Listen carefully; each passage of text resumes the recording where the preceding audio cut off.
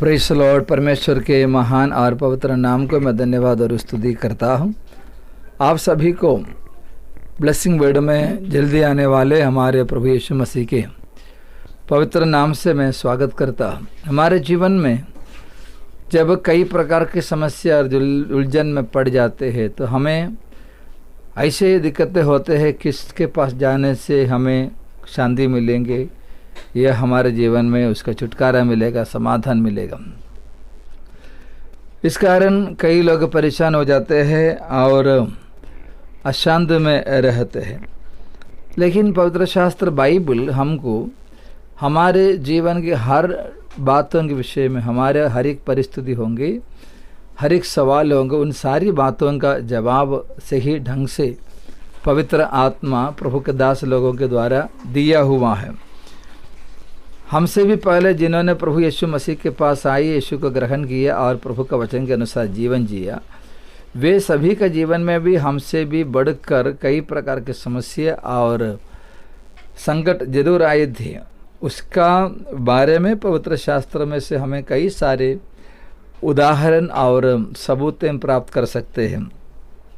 इब्रानियों के पत्र 11 अध्याय में हम सबको मालूम है पुराना नियम और नया नियम की कई सारे विश्वास के शूरवीर लोगों के नाम की कहानियाँ, उनके जीवन की अनुभवों के बारे में दिया हुआ है।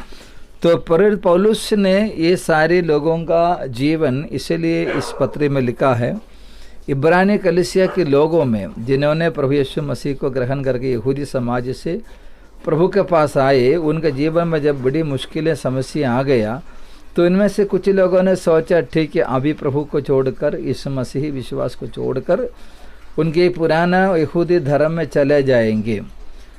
जैसे उन्होंने सोचने लगे उस समय पर परमेश्वर के दास ने पुराना नियम के बहुत सारे भक्तों के जीवन को लेकर के इब्रानी विश्वासियों के विश्वास को बढ़ावा देने के लिए, उनको हिम्मत दिलाने के लिए उदाहरण के तौर पर यहाँ पर लिखा हुआ है। वो सब लिखने के बाद हम लोग जब आते हैं 11 अध्याय जैसे समाप्त हो जाते हैं, 12वें अध्याय में पौलुस क्या कहते हैं, इस कारण जबकि गवाहों का ऐसा बड़ा बादल हमको घेरे हुए तो आओ हम हर एक रोकने वाले वस्तु और उलझाने वाले पाप को दूर करके वो दौड़ जिसमें हमें दौड़ना है धीरे से दौड़े और विश्वास के कर्ता और सिद्ध करने वाले यीशु की ओर ताकते रहे, जिसने उस आनंद के लिए जो उसके आगे धरा था लज्जा की कुछ चिंता न करके क्रूस का दुख उठ सहा और परमेश्वर के सिंहासन की दाहिने जा बैठा। यीशु मसीह के बारे में पौलुस कहते हैं पुराना नियम के बहुत सारे लोगों के बारे में जरूर लिख दिया, लेकिन विश्वासी के लिए उनमें से किसी का नमूना या आदर्श को नहीं देखना, परंतु एक जो सिद्ध है, परफेक्ट है, वो जैसा से प्रभु यीशु मसीहा है, उसकी ओर ताकते हुए हमें दौड़ना, क्योंकि वो विश्वास की करता है और सिद्ध करने। 11 अध्याय में विश्वास के द्वारा जीवन में बड़ी बड़ी बातों को हासिल किए हुए लोगों के बारे में लिखा है, लेकिन 12वें अध्याय में विश्वास का करता है, द क्रिएटर ऑफ फेथ, तो वो परमेश्वर है और वो सिद्ध करने वाले हैं। तो हमारे विश्वास के जीवन में परफेक्शन में हमें लाने वाला परमेश्वर है।